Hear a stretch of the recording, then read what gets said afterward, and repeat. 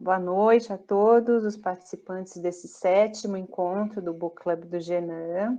Estamos aqui nessa noite bem fria em São Paulo, fria também, acho que em alguns outros lugares do Brasil.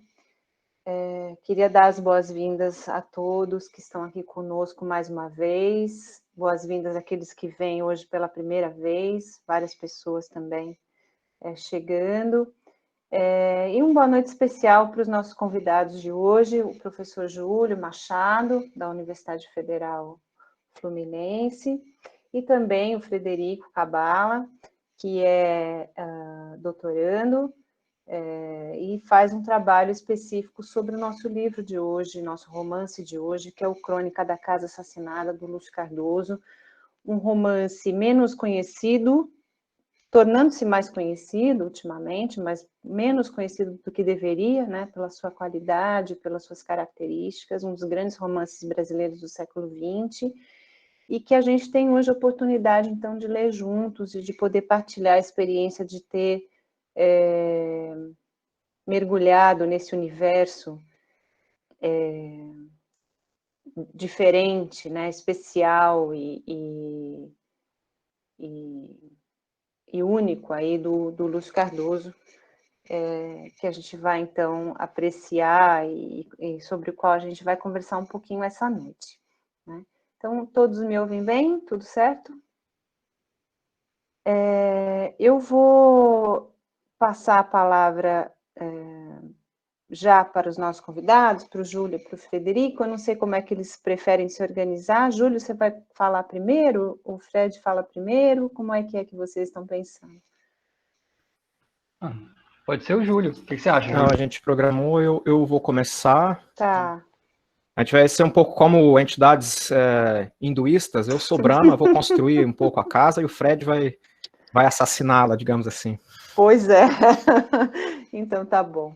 Então, como eu disse para todos, né, é um livro longo, uma leitura densa, né, que exigiu um pouco de nós, mas que eu acho que realmente vale muito a pena a gente começar a gente pensar um pouco sobre esse romance. O Júlio, no encontro passado, não sei se foi no encontro passado ou no anterior ainda, do Book Club, tinha mencionado que foi feito um evento especial, né, a respeito do Crônica da Casa Assassinada no ano passado, e eu me lembrei de ter visto as referências a esse evento, foi em agosto, né, do ano passado, mas eu também pensei, puxa, eu me lembro de ter visto, mas não estava nesse evento. Depois, né, a gente tem as nossas narrativas de trauma, e como vocês sabem, os nossos traumas algumas vezes são colocados para baixo dos subterrâneos, das nossas casas particulares, né? Eu fiquei pensando, por que eu não fui ao evento do Crônica da Casa Assassinada, já que é um romance que sempre me encantou, desde que eu o li, há uns 25 anos atrás, na ocasião em que o meu primo, Mário Carelli, que foi um dos grandes estudiosos do Lúcio Cardoso, já falecido, publicou Corcel de Fogo, né, que é o livro que ele escreveu sobre o Mário, que é esse livro sobre o Lúcio, né, que é esse livro que está aqui nas minhas mãos hoje e que foi autografado por ele naquele momento, né. Esse lançamento foi em 1988, então vocês vejam que já faz bastante tempo, e desde essa época, então, eu virei leitora do Lúcio Cardoso em função do interesse, né, e da profundidade com que o Mário, meu primo, naquele momento, então, estudou a obra do Lúcio, algo que até então não tinha sido tão realizado dentro da crítica brasileira. Ele, o Mário Carelli, que apesar de fazer crítica a respeito de literatura brasileira, era nascido na França e era professor da Sorbonne, né? Inclusive nessa ocasião. Então, eu conheço Crônica da Casa Assassinada há muito tempo e tenho admiração por esse romance também há muito tempo, mas fui reler o livro para esse nosso encontro também. Então, é sobre esse livro estranho, né, que nós vamos falar hoje. Estranho em muitos sentidos, né? Inclusive porque não só porque nos causa estranhamento, mas também porque nos é pouco conhecido, né? Nesse sentido é estranho também, que nós vamos falar um pouco nessa tarde, tá? Então vou passar a palavra para o Júlio. Júlio, por favor.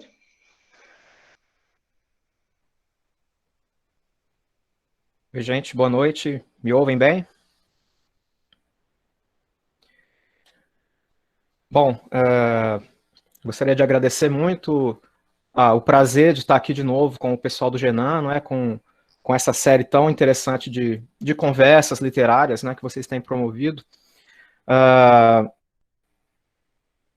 gostaria de agradecer especialmente a Fabiana pelo convite, porque ela me deu a chance de dar um troco no Fred, porque já quando eles organizaram esse evento, aliás, o Fred foi um dos mentores, né, e organizadores. Eu estava lá calmamente naquele final de aula, às 10 horas da noite, né, só imaginando que você vai chegar em casa, descansar e tudo mais. Quando fui lá abordado pelo Fred e outros colegas lá dele, que vieram então me convidar para apresentar alguma coisa nesse evento sobre a crônica da Casa Assassinada. Bom, imediatamente eu já pensei, bom, o que é que esses malucos estão querendo comigo, né? Porque eu não sou professor de literatura brasileira, né? De teoria da literatura, sou professor de literaturas africanas. Mas aquilo já me acendeu lá uma luz que foi, bom, esse pessoal está me chamando porque eu sou mineiro, né? Então eles querem alguém, talvez com algum testemunho interior da casa assassinada para falar alguma coisa dessa ordem, né? E curiosamente, aliás, acho que foi também um pouco por isso que a Fabiana talvez tenha me chamado. Acho que não, você que comentou mesmo da casa, eu elogiei o livro e tal, aí você me chamou, né? Mas o que é curioso é que quando eu comecei, então, a reler coisas sobre a casa, né, sobre o livro, coisas que eu não conhecia, inclusive, eu topei com aquela lindíssima carta, aquela carta testemunho da Clarice Lispector, né, que ela escreve quando ele falece, né? Ela que era uma grande admiradora do Lúcio Cardoso, né? E uma das coisas que me chamou a atenção ali foi uma expressão que ela usa. Ela disse que o Lúcio Cardoso ensinou para ela todos os maneirismos mineiros. Necessariamente um modo de ser desse universo cultural, histórico, social, etc., mas há um modo pelo qual ele é reconhecido. Então o sujeito olha, bom, esse sujeito, ele vem desse universo, ele tem determinados maneirismos. No Ave Palavra, né, um livro póstumo, foi ele não, né, colocaram no Ave Palavra, e o que é interessante é que o Guimarães Rosa, num texto cheio de metáforas sobre essa formação, ele destaca fundamentalmente uma lógica histórica dessa visão do mineiro como sujeito fechado, a partir da presença burocrática portuguesa. Não é? Então, olha, para essa região foram transferidos policiais, fiscais, meirinhos, fiscais de imposto, tudo isso, e fizeram então, esse sujeito teria adquirido uma certa conformação de fechamento em sentido de defesa. O que é curioso é que quando a gente pega textos de viajantes que atravessam a então província, né, no período colonial e no Império, isso é um elemento destacado, né? O Saint-Hilaire, por exemplo, que atravessou 3 ou 4 vezes de grandes regiões do estado, ele destaca muito esse caráter do retraimento da família mineira. Ele diz, olha, em alguns lugares ele chega, ele tem muita confiança do sujeito, mas ele nunca vê as mulheres, por exemplo. As mulheres estão sempre confinadas no espaço mais interior das casas, né? Então vejo que talvez haja mesmo alguma coisa histórica que vá conduzindo a essa dinâmica do fechamento, né, do isolamento do sujeito dentro da sua casa como dispositivo arquitetônico.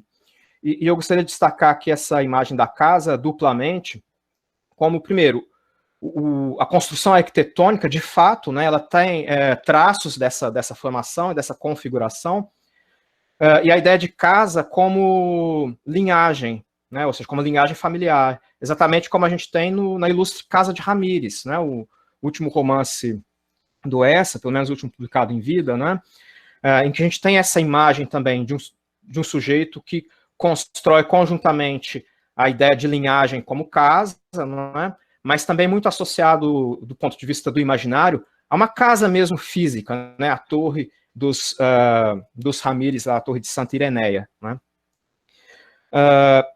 Bom, então acho que a minha ideia seria pensar um pouco a partir de algumas sugestões da arquitetura, pensando inclusive na ideia de que a arquitetura talvez seja a arte em que mais a vida cotidiana mesmo, humana, tenha que se mesclar com as soluções estéticas estéticas, digamos assim, não é?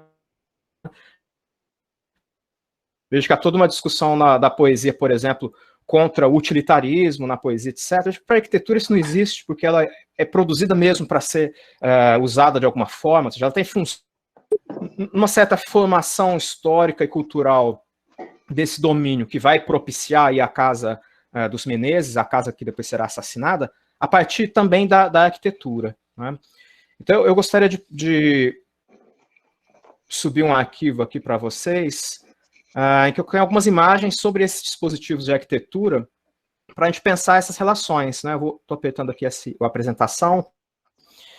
Antes dele aparecer aí para a gente, não é? Desse livro fantástico, né? Que foi uma recomendação, inclusive, do meu irmão, que eu acho que está nos vendo aí, que é Fazendas do Sul de Minas, que foi um doutorado desse sujeito, que é o Cícero Ferraz, na FAO, se não me engano, na FAO-USP, em que ele analisa, desde o ponto de vista da implantação histórica, as plantas baixas, adequação do terreno e tudo mais, de um grande repertório de fazendas do sul de Minas, que não é exatamente a região da crônica da Casa Assassinada, que é o Vale do Paraíba, né?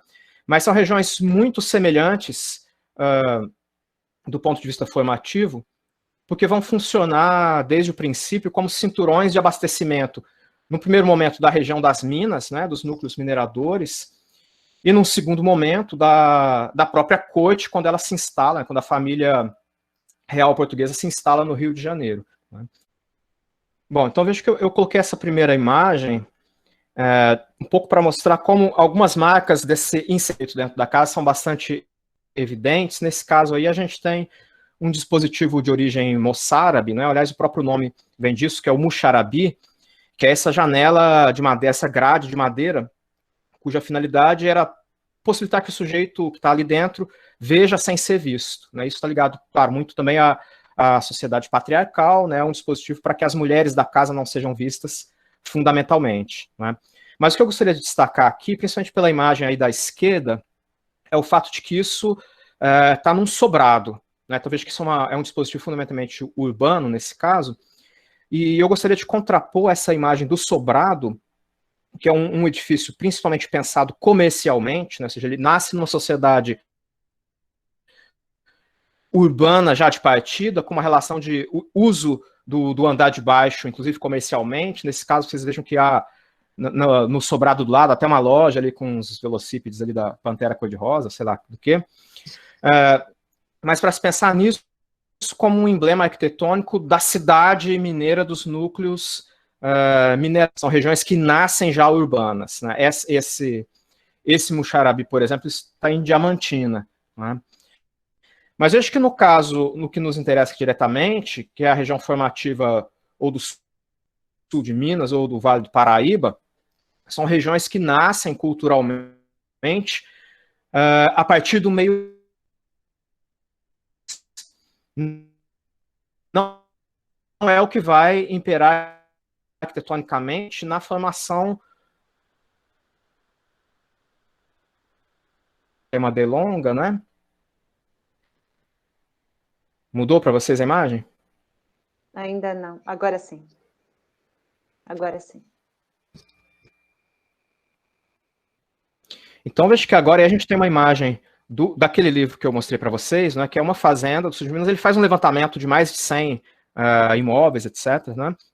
E ele vai destacar para a gente aqui alguns elementos que caracterizam essa implantação rural sul-mineira ou do Vale da Zona da Mata, né? Então, eu vejo que, muito diferente dos núcleos urbanos, em que o que dá é a dinâmica do sobrado, portanto, o que impera nessa formação rural é a lógica arquitetônica do solar, né? Então, eu vejo que o sol de todos os lados, né? Então, diferente do sobrado que está encerrado ali entre outras construções, o solar senhorial, fundamentalmente, ela está livre no terreno e recebe sol de todos os lados. Aqui no caso dessa lenda, que elas nunca são construídas diretamente no solo. Então, elas sempre são construídas em elevação, diferentemente também do próprio sobrado, que se constrói ao rés do chão, né, para usar a expressão portuguesa, inclusive. Não necessariamente nobres, mas com algum tipo de privilégio, algum tipo de distinção dessa ordem, e que vão se instalar aí como donatários, principalmente. Lógica senhorial, aristocrática, ibérica, portuguesa, fundamentalmente, né? Que o Cícero ele vai mobilizar um conceito da arquitetura que é o de programa de necessidades, né? Então, quando o sujeito se debruça lá no seu projeto, na sua prancheta, ou o construtor à época, né, pensando num período aí quase pré-arquitetura moderna, digamos assim, ele tem ali diante dele um programa de necessidades, já determinadas funções que aquela arquitetura precisa cumprir, né? E essas são, em alguma medida, de ordem prática, né? Ou seja, ele tem que nivelar o terreno, ele tem que fazer uma série de questões. A necessidade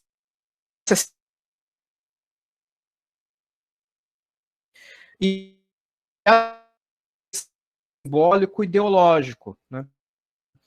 Então, seria curioso pensar nessa formação pela arquitetura, pensando que há por trás desses projetos um programa de necessidades, que é físico, é empírico, etc., mas que é também social e ideológico, né? Então, há uma pequena citação aí do Cícero que eu coloquei, em que ele diz o seguinte, não sei se está aparecendo para vocês, mas para mim já apareceu, eu posso fazer a leitura. Ele diz o seguinte, o programa de necessidades, ele está se referindo às fazendas, né? O programa de necessidades é resolvido sempre em um único pavimento, normalmente chamado de pavimento nobre pelos historiadores da arquitetura. O porão servia para fazer o ajuste da topografia e para soltar a casa do chão. Quando utilizado, servia de depósito, guarda de animais ou abrigo para os escravos ligados à casa. Em Minas, não. Então, está grito aí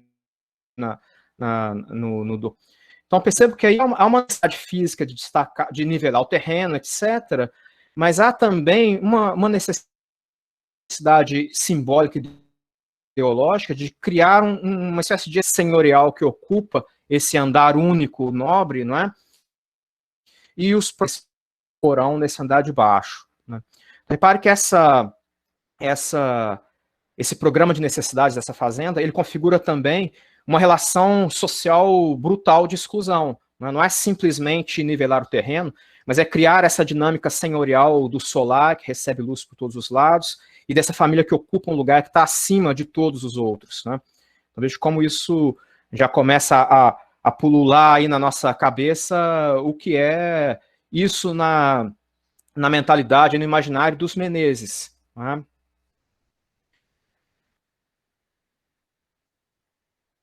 Bom, a próxima imagem, não sei se ela já apareceu para vocês, que é a planta dessa do antes.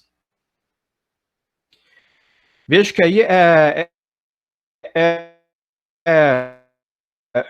eu coloquei essa fazenda como palma, né? As plantas não todas uma lógica espacial interna,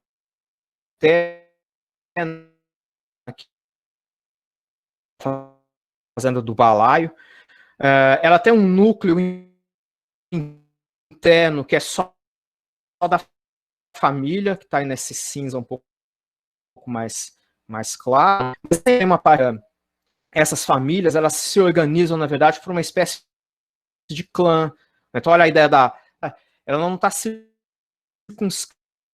específico, né? Não é a família burguesa urbana ainda, né? Aqui é uma lógica mais de clã, porque elas funcionam como constelações, né? Então são fazendas de uma mesma família, são parentes, irmãos, primos, etc. E eles têm obrigações de receber essa parte interna das fazendas. Elas necessariamente criavam um espaço para que esse núcleo externo, ou seja, esse anel mais amplo do clã, não se misturasse com a própria família da casa. né? Então, veja que a ideia da internalização dessa família dentro da casa, ela está inclusive dentro da... Então, há uma área dessa casa destinada aos que vêm de fora para que eles não se misturem à própria família, né? Então, reparem que dentro, na passagem dessa área dos externos para a área da família, a gente tem aí, nesse caso, duas alcovas, né? Primeiro já são dois nela, mas repare que eles usaram aí, nesse caso, o que o Cícero chama de cômodo sifão. Repare que as portas, né, viradas para cada um dos lados da casa, elas não são alinhadas. Nesse caso, eles têm, inclusive, alguns armários internos para criar esse efeito, e a finalidade disso dentro do programa de necessidades era impedir que a parte familiar fosse vista dado na casa como sujeito externo. Acho que eles criavam ali um dispositivo para que não sequer mesmo a casa seja vista por quem está hospedado ali dentro. Veja a ideia da construção da Casa dos Menezes como aquilo que é indevassável para quem está de fora, né? Veja lá o pânico do Demétrio, por exemplo, no velório da Nina, quando as pessoas entram na casa para acompanhar tudo aquilo. Tem um pânico aqui, a ideia de que a casa é o último espaço que deveria ser indevassável, né? Então veja como a arquitetura dessas fazendas, Menezes, ela já está construída para criar cada vez mais esse dispositivo família dentro da casa, né, para ser o espaço indevassável desses sujeitos, né, dessa família.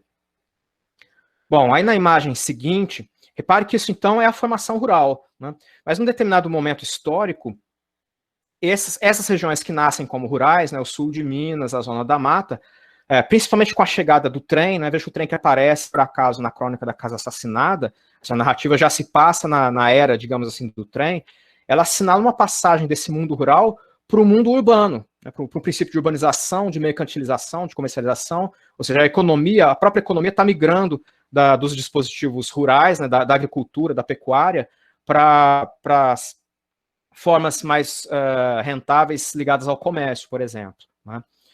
E aí, não sei se já apareceu para vocês a próxima imagem. Já. Apareceu, gente? Uhum, sim.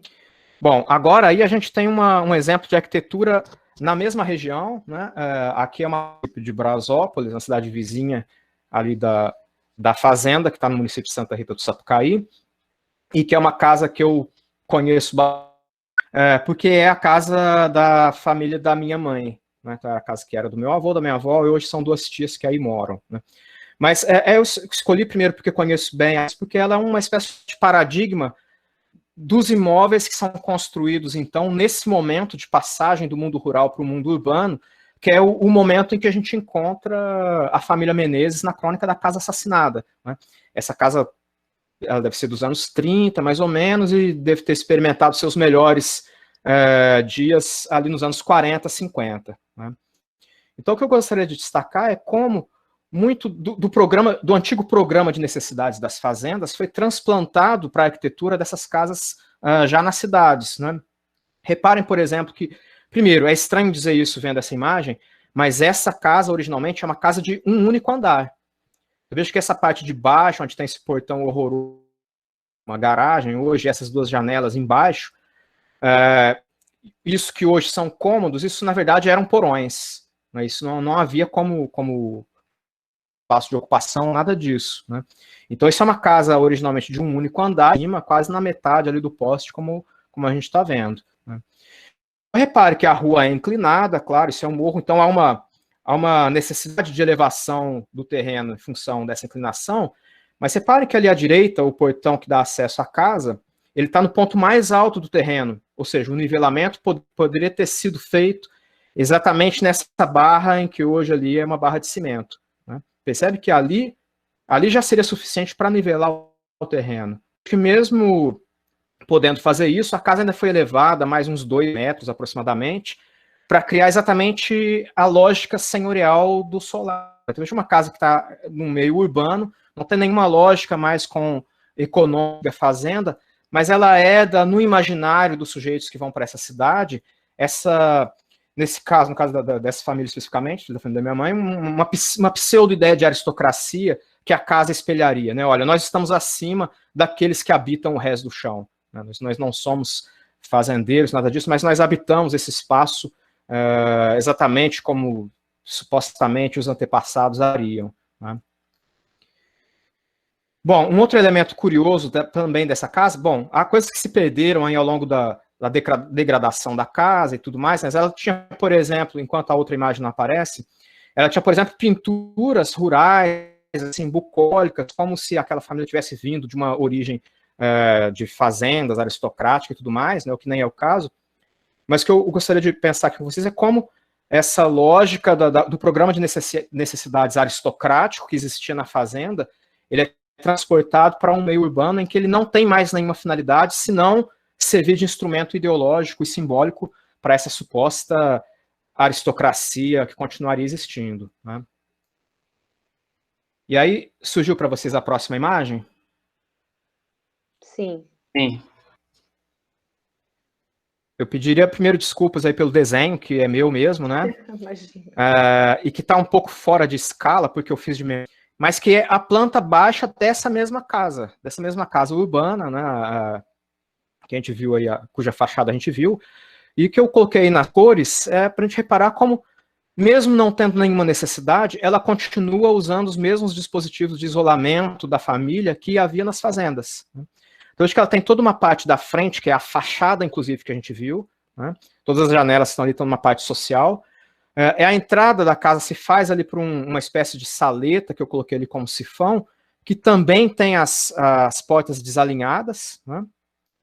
E dentro daquilo que seria ali a parte da família, a gente tem ali também alcovas, né? Quartos ou sem janela, ou com janelas que nunca eram abertas, né? No caso ali do uso.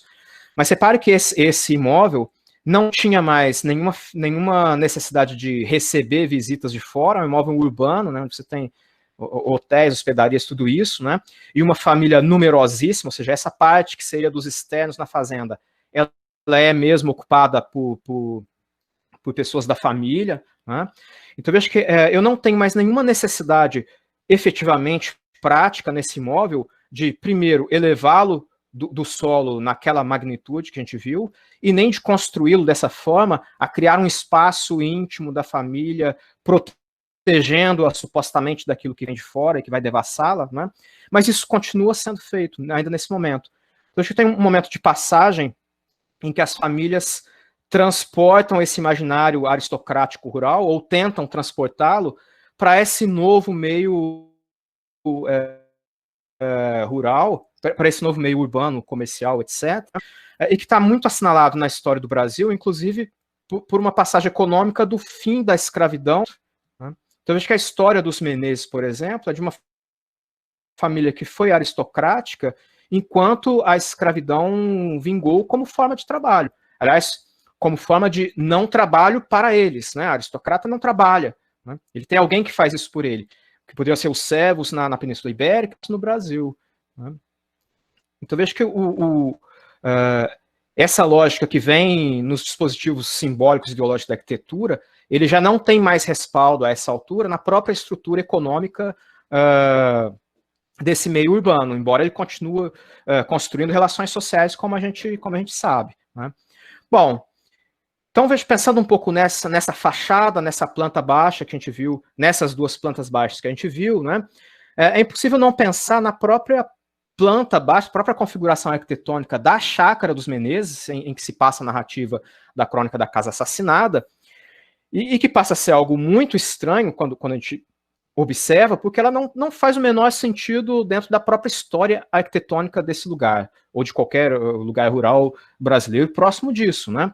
Porque essa planta da chácara dos Menezes, como aparece ali no desenho do próprio Lúcio Cardoso, né? Acho que eu tenho aqui uma imagem um pouco mais aproximada. Repare que ela não tem absolutamente nenhuma relação com a lógica arquitetônica, com a história arquitetônica que deveria ser o da construção dessa própria chácara. Aliás, isso que a gente viu nesse traçado todo, nesses desenhos todos, é o que muito provavelmente a gente teria na antiga fazenda, que está ali atrás da Serra do Baú, né? Vejo que o nome da serra também já é sugestivo. E a ideia é pensar um pouco essa contraposição entre o que seria verdadeiramente a aristocracia dos Menezes, que não é aquilo que está na chácara, é aquilo que esteve na antiga fazenda. Ou seja, eles foram aristocráticos quando eles efetivamente eram essa família rural numa fazenda de escravos, né, ao cemitério de escravos ali que aparece ali na narrativa, né? E quando eles tentam importar para essa nova lógica econômica, isso fracassa em algum momento. Ou seja, eles não conseguem sequer reproduzir num novo dispositivo de arquitetura aquilo que seria uma arquitetura senhorial, do solar, etc. Né? Para que essa planta parece um pouco arquitetura modernista, né? Essa coisa meio geométrica, parece blocos assim, do Le Corbusier, Niemeyer, né? Que é algo muito associado à ideia de uma utopia modernista de igualdade, que é tudo aquilo que o imaginário dos Menezes, em hipótese alguma, admite. Né? Então, o que eu tenho aqui é, por essa contraposição das imagens, da planta, da suposta planta da casa, da chácara dos Menezes, e a fazenda, a antiga fazenda recolhida ali no fundo, né?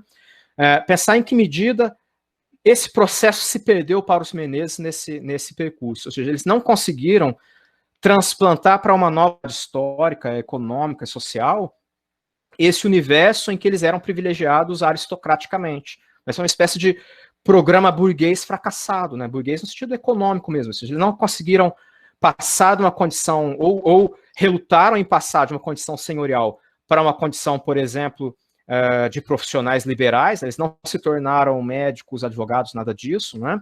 E ficaram pelo meio do caminho. Né? É curioso notar como essa ideia pensar isso um pouco pelo prisma da decadência, como algo que se repete em outros momentos da literatura. Né? Ela se repete não porque posso pensar em exemplos anteriores à crônica. Né?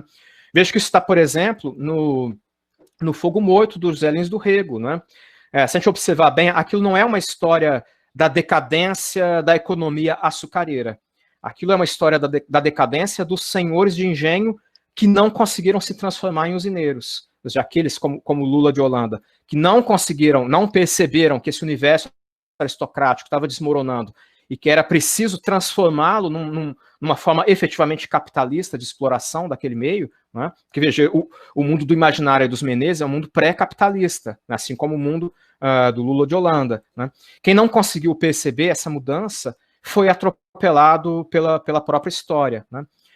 Reparem que isso é tangencial, mas é também a história da família do Bentinho. Né? Isso é a história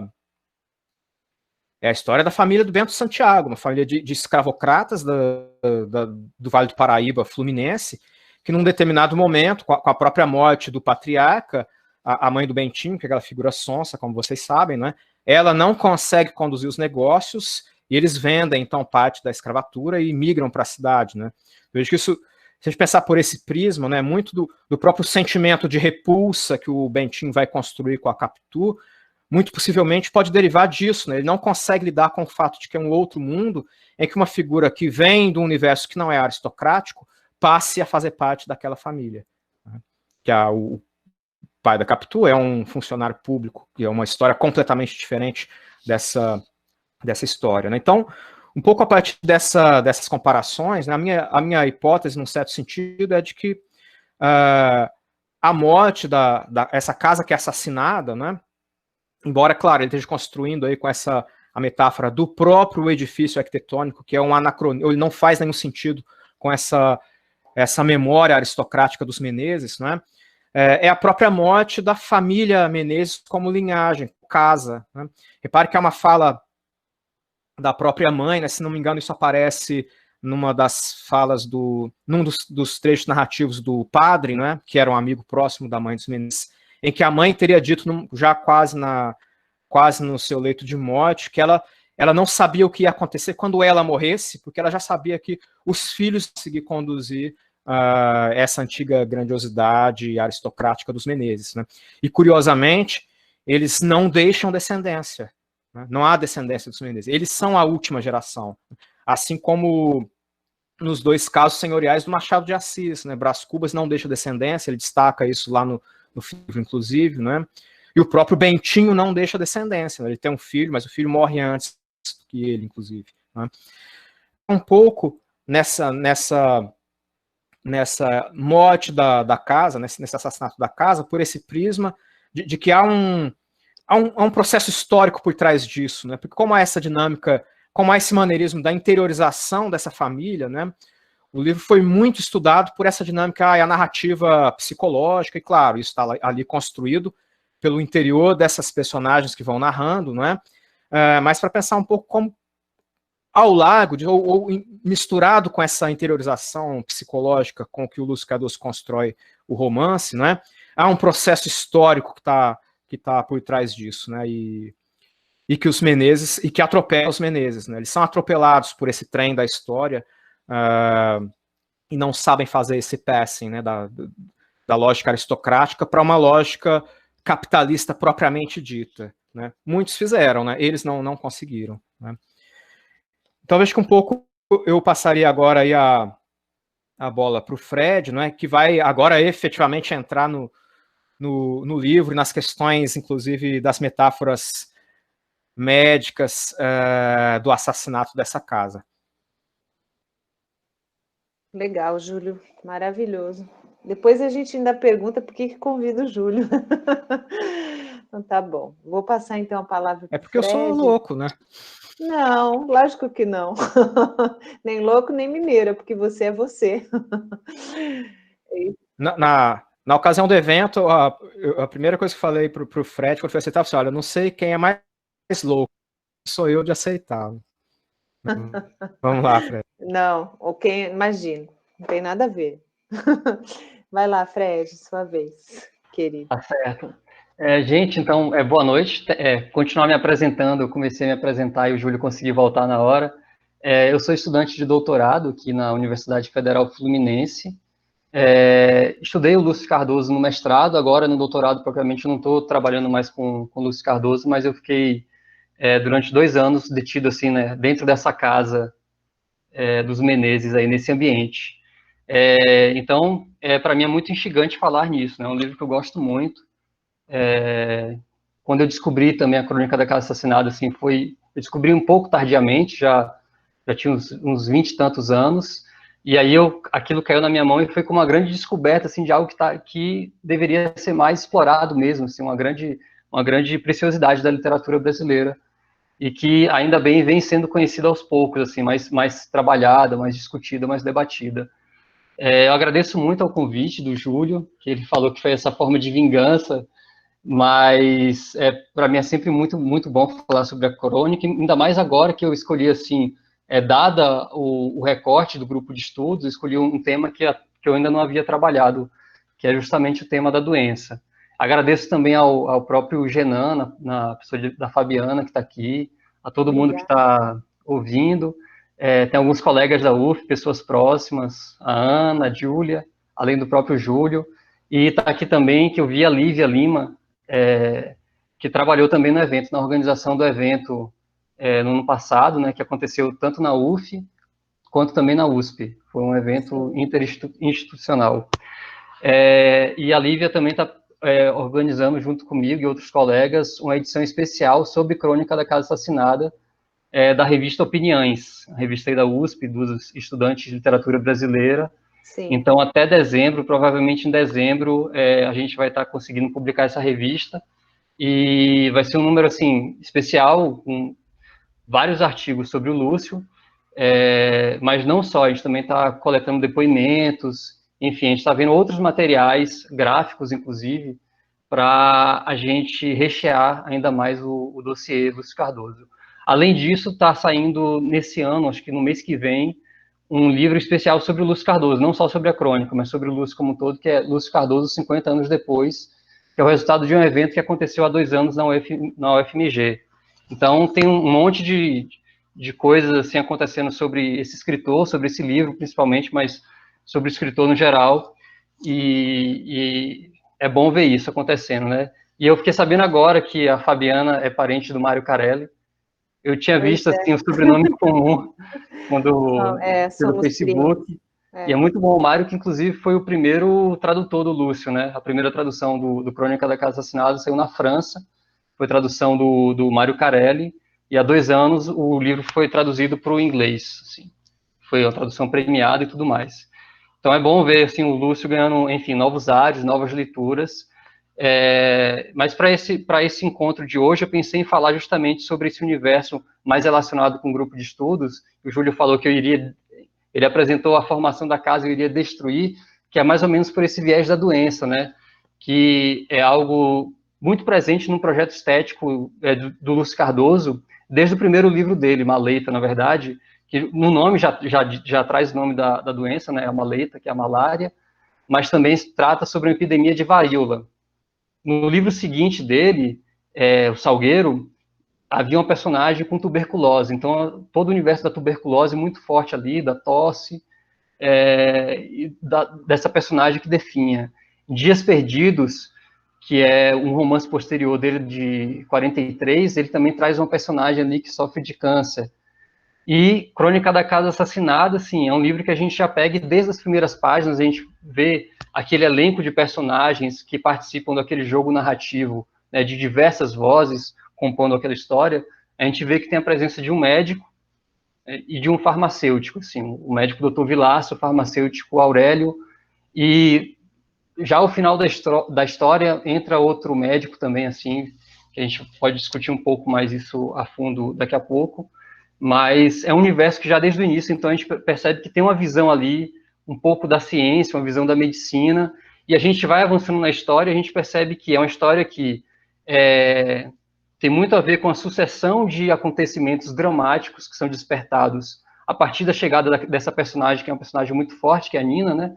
Uma personagem que vem do Rio de Janeiro para o interior, que vai do Rio de Janeiro para o interior de Minas Gerais, e carrega com ela uma série de hábitos que são liberais e são tidos como ultrajantes àquela família tradicional ali, e despertam uma sucessão de acontecimentos dramáticos, como suicídios, assassinatos, mas também a própria doença que acomete ela, né, que é o câncer, que é uma doença assim, que se torna algo muito, muito presente no livro, a partir de determinado momento da história, e acompanha até quase o final do romance. Mas, além disso, na verdade, a gente pode perceber como que esse clima de doença, e eu fui ver isso tentando garimpar no livro para ver como é que aparece esse ambiente um pouco doente já, desde o início mesmo do romance, assim. E aí eu queria compartilhar aqui uma apresentação, porque eu vou citar alguns trechos para a gente ler junto, e a gente vai ver como existem diversas camadas, o que a gente poderia entender como diversas camadas da doença que acometem esse romance. Só um segundo.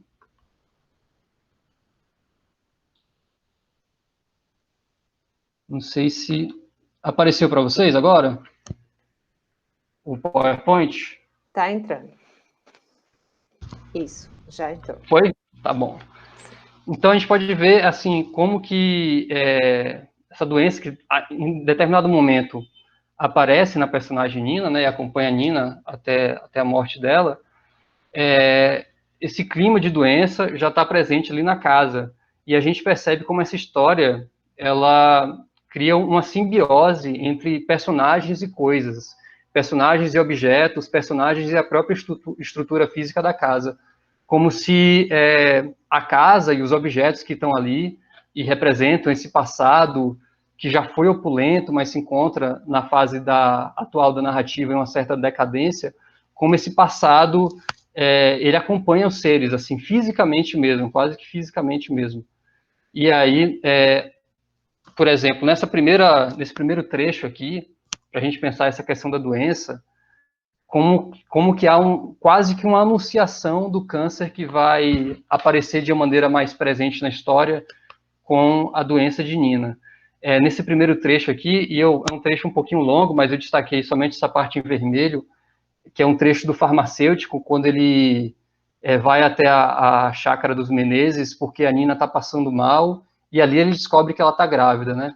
Mas ele chega, ele fica observando toda aquela casa, e ver como é que aquilo ali representava algo que já foi grandioso, mas que naquele momento já estava apenas, como ele diz aqui, apenas a sobrevivência das coisas idas. E aí ele diz, então, essa parte que eu destaquei, dir-se-ia, ante esse mundo que ia desagregando, que se ia desagregando, que um mal oculto o ruía, como um tumor latente em suas entranhas.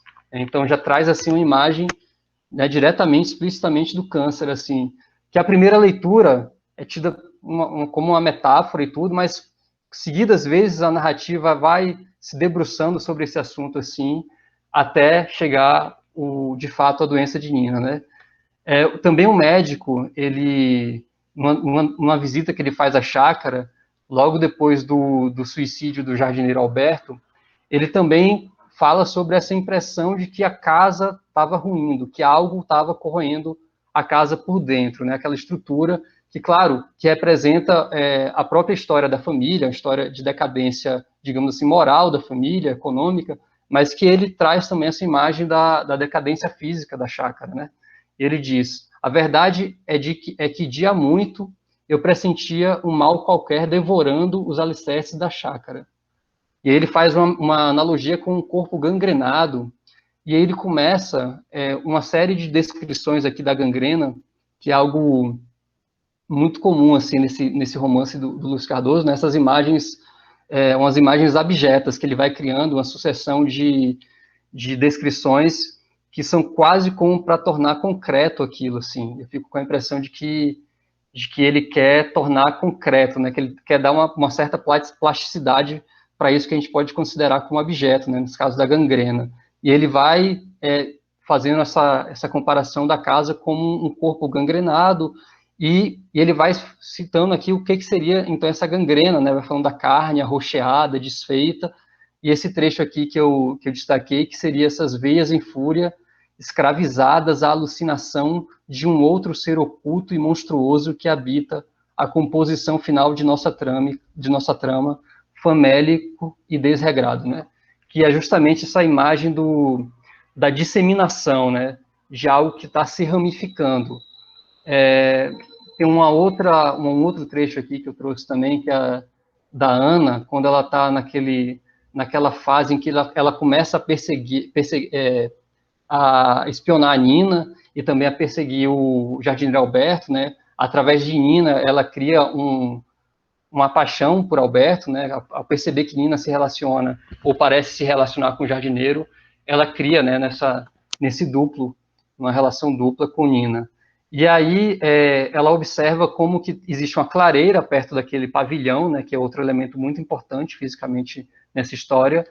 E nessa clareira tem algumas estátuas, né, das quatro estações, que estão quase todas já em ruínas. E ela fala que o verão ainda estava de pé, a estátua do verão, e a da primavera, em cujo interior, como de dentro de um vaso, crescia uma vigorosa samambaia dominando os bordos partidos. Então, mais uma vez, tem essa imagem, né, de uma ramificação, como se fosse uma ramificação da natureza mesmo, corroendo aqueles alicerces ali. Essa imagem da ramificação que a gente vai ver aparece mais tarde também. E aí eu queria muito fazer uma leitura cruzada aqui desses trechos que eu estou trazendo e dessa ideia da doença nesse romance, com o que Susan Sontag fala em A Doença como Metáfora. Eu escolhi alguns trechos aqui, e o primeiro deles é que ela fala que, metaforicamente, o câncer não é tanto uma doença do tempo quanto uma doença ou patologia do espaço. Suas principais metáforas referem-se à topografia, né? O câncer se espalha, prolifera, se difunde, os tumores são cirurgicamente extirpados. E eu queria aqui também pensar essa lógica do espaço presente nessa história como algo que está imbuído dessa doença, que é uma própria doença do espaço, né? Como a Sontag fala nesse trecho. Então, toda essa ideia da ramificação, das veias que vão corroendo, se faz presente assim para simbolizar um pouco essa destruição do espaço, que é a destruição dessa casa. E um outro aspecto também dessa questão da doença, que é utilizada de uma maneira metaforizada, é para dar uma ideia do corpo moral daquela família, né? O Júlio até falou da casa, não somente enquanto estrutura física, mas a própria linhagem, ideia de linhagem. Então, como moralmente, aquela linhagem, aquela casa, nesse sentido, estava corroída também por essa questão da doença, né, por algo que estava arruinando. Tem a narrativa do médico, essa aqui é a primeira narrativa do médico, que é quando ele vai na casa por conta daquele crime que acontece, aquela tentativa de crime, né, de suicídio, no caso do Valdo, mas é algo que nunca fica muito explicado, né, o que foi aquilo, a partir da arma que o Demétrio consegue como farmacêutico. Valdo parece que tenta se matar, mas, enfim, há outras versões dessa história. Essa arma também circula pela mão de um monte de personagens, né? Mas o médico fala nessa hora que parecia haver ali coisas graves, né? O Valdo tinha acabado de tentar um suicídio, ao que parecia, e essas coisas graves que subterraneamente acometem, né, elas se dão no seio das famílias, né? Então, essa imagem, novamente, de algo que penetra, e aqui já traz a ideia, a imagem do seio, né? Ele está usando aí, claro, no sentido figurado, né, no interior das famílias, mas, enfim, tem aqui já a presença desse elemento importante, né, que é justamente o local, né, a parte do corpo em que o câncer acomete Nina, né? Também nessa ideia da doença como algo que acomete moralmente a família, tem esse trecho aqui da confissão de Ana, quando ela está falando sobre aquela visita do barão, né, que a Ana, que está aqui presente, até ela fala da presença do barão como algo que é, na verdade, uma ausência, né, mas é uma ausência sempre presente ali. A família Menezes sempre espera aquela visita, e a Ana descreve aquela espera eterna daquela visita do barão e dessa família do barão, que seria a única a superar em nobreza, né, a família dos Menezes ali naquela cidade de Vila Velha, como um quisto na alma, né? Então, mais uma vez, essa ideia de palavras e termos que são alinhados com essa ideia do câncer mesmo, né, do tumor. Então, nessa primeira imagem que eu quis trazer, justamente como a doença está presente na estrutura física da casa e na estrutura moral da casa, né, entendendo essa casa como uma linhagem. E aí eu queria agora, sim, entrar um pouco na ideia da doença da Nina, né, quando ela realmente acomete, Nina sente que começa a ficar doente, ela sente primeiro que tem uma ferida, né, tem toda aquela ideia, e ela, enfim, silencia sobre aquilo, e eu queria falar sobre essa questão do tabu que reveste todo esse imaginário da doença, né, principalmente o câncer, e a gente percebe como isso é trabalhado na linguagem de Crônica da Casa Assassinada também, porque o personagem do médico, né, que vai até a chácara em determinado momento para examinar a Nina e, a partir dali, diagnosticar a doença que estava acometendo, a gente percebe como que é uma relutância, né, tanto nos personagens, né, que estão ali em volta de Nina, né, principalmente Valdo, que é com quem o médico dialoga no primeiro momento, mas também a própria Nina, né, e é interessante a gente também ver como que o próprio médico trata desse assunto, né, assim, como é que ele descreve o mal que Nina estava sofrendo, né. Então eu trouxe aqui um trecho, que seria justamente o trecho do exame, logo após o exame que o médico faz em Nina, né, na própria chácara, e ele está dialogando com o Valdo, né, o marido dela, e assim, interessante porque ele passa o diagnóstico não para Nina, né, mas para o marido, né, e a Susan Sontag até trata um pouco disso nesse livro A Doença como Metáfora, porque ela diz que até determinado momento o câncer era uma doença tão tabu mesmo assim, que muitas vezes os pacientes nem sabiam que sofriam da doença, né, enfim, os médicos conversavam com os familiares e às vezes os familiares nem falavam para a família. E aí, então, aqui a gente vê um diálogo entre Valdo e o médico, e Valdo muito reticente para chegar, né, e perguntar diretamente o que acontecia, já desconfiando, certamente. Ele fala, acredita, né, tem essas reticências aqui, como se ele não tivesse conseguindo falar mesmo, se expressar mais diretamente. E aí o médico fala que já estava bastante ramificado, né? Ele ainda nem falou a palavra, né? Câncer, assim mesmo. Ele só falou que já estava muito ramificado. E aqui entra uma descrição, assim, do médico sobre o que seria esse câncer aqui, já no corpo da Nina, né, a doença física mesmo, no organismo. E aí a gente lê, ele vai descrevendo um pouco da moléstia, né, da moléstia, e nesse trecho que eu destaquei aqui, ele diz, Nina estava silenciando sobre o mal, quando o mal, indiferente, ia se alastrando pela sua carne, e abrindo pequenas ilhas róseas, e canais escuros, e veias que se levantavam entumecidas, e roxas áreas de longos e caprichosos desenhos, toda uma geografia, enfim, da destruição lenta e sem remédio, né? E, enfim, a gente vai continuar daqui a pouco a leitura, mas para deter um pouco nisso, né, a gente percebe já como que, primeiro, há todo um tratamento também plástico, revestindo de uma beleza poética mesmo, esse assunto que é tabu, né, que é um assunto da doença, certamente um pouco, bastante abjeto também, e a própria descrição, né, se assemelha muito àquelas descrições da casa sendo corroída por um mal também, né? Ele fala de veias, de áreas roxas.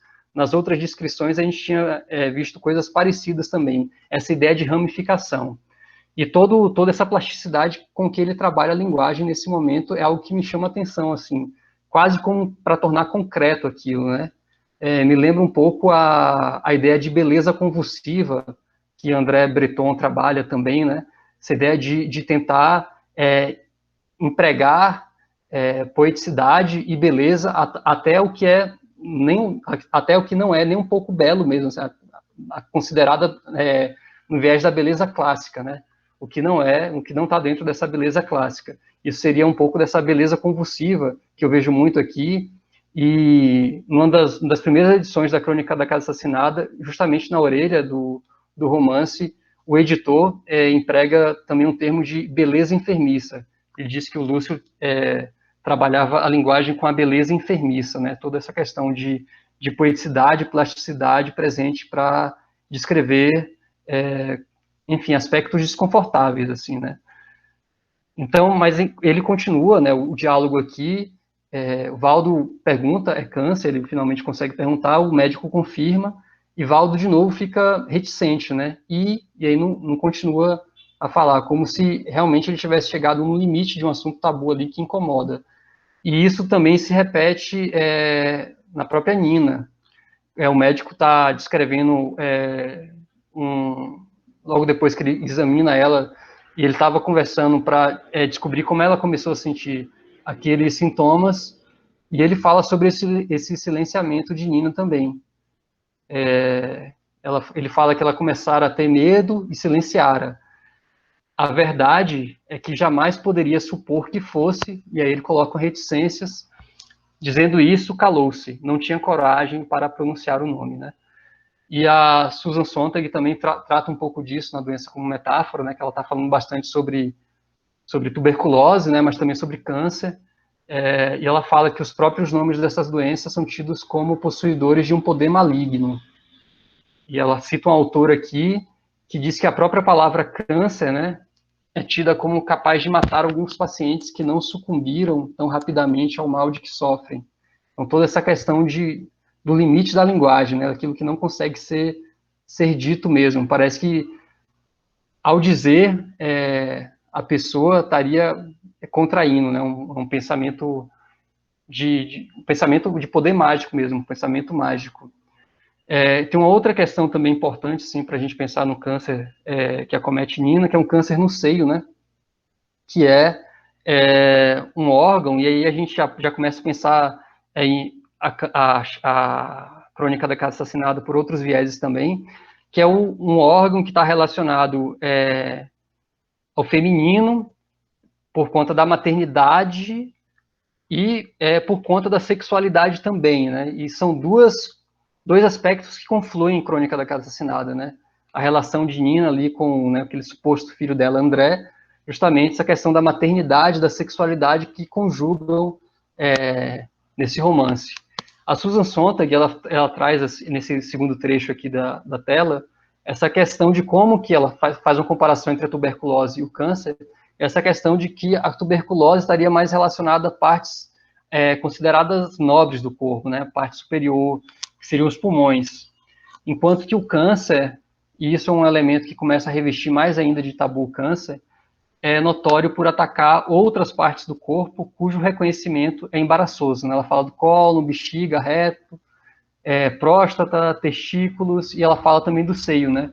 Então, essa questão da Nina, além de ser um câncer, há algo ali ainda mais recheado de tabu, digamos assim, porque é um câncer no seio, né? Em uma área considerada de difícil lidar com aquilo, né? Uma área seria algo mais embaraçoso.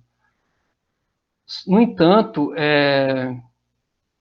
o que a gente percebe também assim em Nina, né, é que apesar do câncer, enfim, de ter todo esse revestimento de camadas de tabus, e ainda a Susan Sontag trata que a questão do câncer como repressão, né, muito tempo, acho que ainda hoje é um pensamento comum de que o câncer ele está relacionado com uma certa repressão de sentimentos, né? E ela fala, sobretudo, de sentimentos da ordem sexual. Então, ela compara assim com a tuberculose, e ela diz que a tuberculose seria uma doença em que, na verdade, a sexualidade estaria um pouco exacerbada. Apesar do definhamento físico das pessoas acometidas, a tuberculose está muito relacionada com o mal romântico, né, aquela questão, e há uma certa visão que empresta um pouco de sensualidade até essa doença, assim, a tuberculose, no caso. Eu me lembro do poema de Murilo Mendes, né, que ele fala de Ana Luísa, tuberculosa incomparável, mas ele destaca a sensualidade dela logo em seguida. Não vou lembrar aqui o verso como mas ele destaca logo em seguida a sensualidade dela, né, dessa personagem que traz essa questão da tuberculose. Para Sontag, o câncer seria o contrário, seria uma doença que se manifestaria, né, no imaginário cultural, se manifestaria pela repressão dos sentimentos de ordem sexual, principalmente. E o que a gente vê na crônica, na verdade, é um pouco o contrário disso, né? Tem até essa cena aqui que eu destaco, que é justamente já a narrativa se encaminhando para o final, a Nina procura o André, né, em um momento ali, ela que vai, eles estão deitados, e ela que tenta iniciar uma relação sexual ali com ele, eles acabam se relacionando, e é algo muito forte, né, que é mais uma vez descrito com a alta carga de poeticidade mesmo, e que o André fala, né, que naquele momento não era a fruição da vida o que me interessava, mas a da morte. E é uma longa descrição assim entre os dois, e é justamente Nina que procura ele, né? Então Nina como essa personagem que parece triunfar sobre os tabus, né? Além dessa questão do tabu do incesto, né? Porque ela está ali com o suposto filho André, tem toda essa questão que a gente pode discutir depois, mas também sobre esse tabu que seria essa doença como um sinal da repressão sexual, né? E ela não esmorece sexualmente, assim, mesmo depois de doente, e já nessa fase aí, que ela estava se encaminhando já, assim, para um desfecho da história. Avançando um pouco nessa questão da doença em crônica, a gente vê também como que alguns personagens são tratados como doentes, né, alguns outros personagens, e até mesmo objetos, assim, da casa, relacionados com esses personagens, né, que são justamente os personagens tidos como desviantes, né. No caso do Timóteo, né, que é aquele personagem que se traveste ali com as roupas da mãe e é trancado num quarto, né, quase que eternamente, e silenciado. Há uma descrição de Ana que fala sobre esse silenciamento do Timóteo, como se silencia sobre uma doença reservada, né? E depois, na narrativa do médico, volta a aparecer essa ideia de Timóteo como se fosse algo relacionado com a doença e ainda mais como algo contagioso, né? No momento que o André ele começa a ficar curioso, né? Em determinada fase da vida dele, ele é adolescente, ele fica muito afetado com a chegada iminente da mãe, e logo depois que a mãe chega também, e ele começa a ficar curioso sobre o tio dele que mora ali, né? O Timóteo, que ninguém vê, ele não vê, ele queria saber o que era aquilo, e aí ele recebe como resposta que é proibido ele chegar perto daquele quarto, porque ali está ali uma questão de moléstia contagiosa, né? Mais uma vez essa imagem Então, para relacionar com um personagem que é também recheado de tabu, né, que é o Timóteo. E no final da narrativa, não sei se vocês lembram, logo após a morte de Nina, o Demétrio ele começa a lançar as roupas dela para fora dos armários, não só as roupas, mas também as rendas, colares, sapatos. E aí ele fala que aquelas roupas tinham que ser jogadas fora porque elas eram infectadas, né? Eu acho que a gente pode considerar que até poderia haver essa crença, principalmente ali no começo do século XX, quando a história provavelmente se passa. Entretanto, havia mais do que essa questão, né, do imaginário de que o câncer poderia ser algo contagioso. É a questão do tabu mesmo, de algo que pertenceu a Nina, e como se a própria Nina ainda tivesse naquelas roupas, né? Então, toda essa questão do imaginário da doença.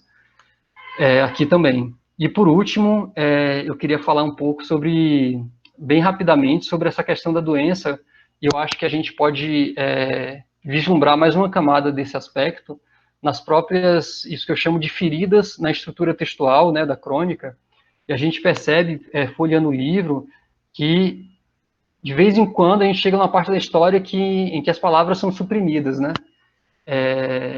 Então, no meio, assim, de determinadas frases dos personagens, das narrativas ali deles, há uma série de pontilhados, e esses dizeres são, né, silenciados, são extirpados, a gente poderia dizer assim, arrancados assim das páginas. A gente pode traçar diversas conjecturas, né, sobre essa questão dos pontilhados que cobrem as palavras, né?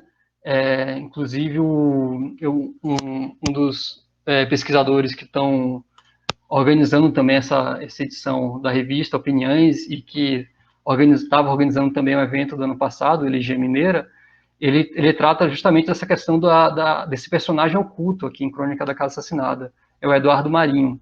E ele levanta essa hipótese de que esse personagem oculto, que seria esse ser que coleta depois as narrativas de todas as personagens para transformar, né, para propor uma ordem e transformar no romance, ele teria procedido com essas supressões.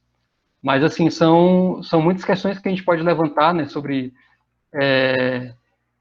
essas marcas, né, tem esses escritos à margem também, que são marcas de uma interferência externa, mas que a gente não pode explicar muito bem também, assim, não tem uma resposta final. A gente pode tentar explicar de inúmeras formas, mas não há uma resposta final para isso. O que a gente pode dizer é que esses elementos eles estão em consonância com as feridas, né? Essas feridas aqui no texto estão em consonância com as feridas que acometem também tanto a chácara, né?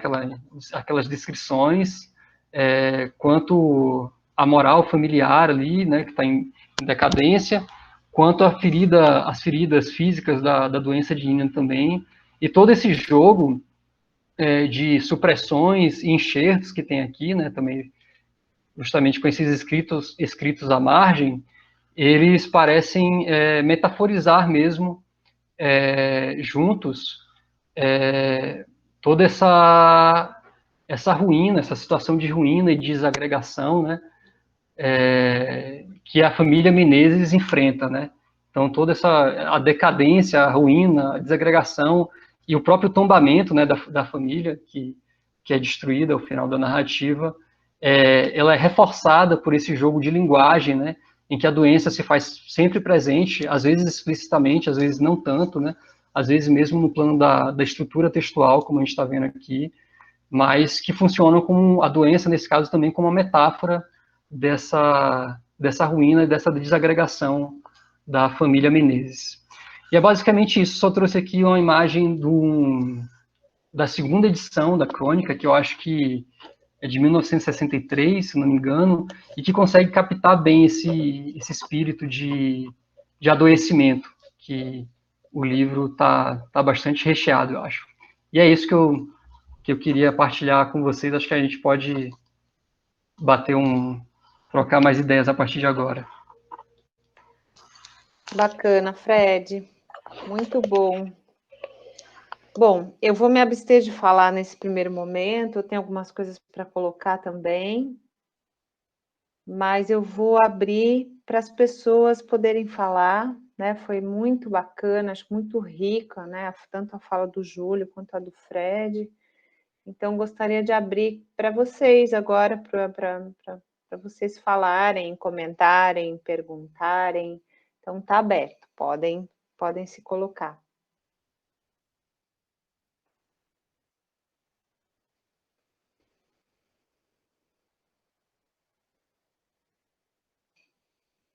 Ixi, que silêncio! Ninguém? Todo mundo tímido.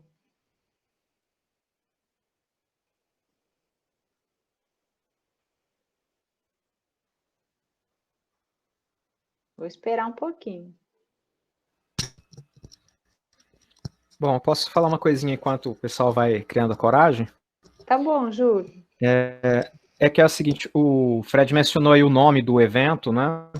Que foi Elegia Mineira, e que é muito interessante, eu vou até subir aqui uma imagem na apresentação, que é o nome de um tríptico, né, da Adriana Varejão, artista visual. Sim. Que é dedicado à crônica da Casa Assassinada, né? E que é muito interessante porque ela são 3 esculturas, digamos assim, né? Estou abrindo aqui para vocês verem. Mas ela usa como matéria-prima o charque, carne seca, né? Então ela esculpe para cada personagem uma espécie de cadeira. A minha imagem congelou aqui, vocês estão ouvindo, gente? Estamos, pode falar. Ela esculpe, então, 3 cadeiras, né, que, bom, são os 3 Menezes, né?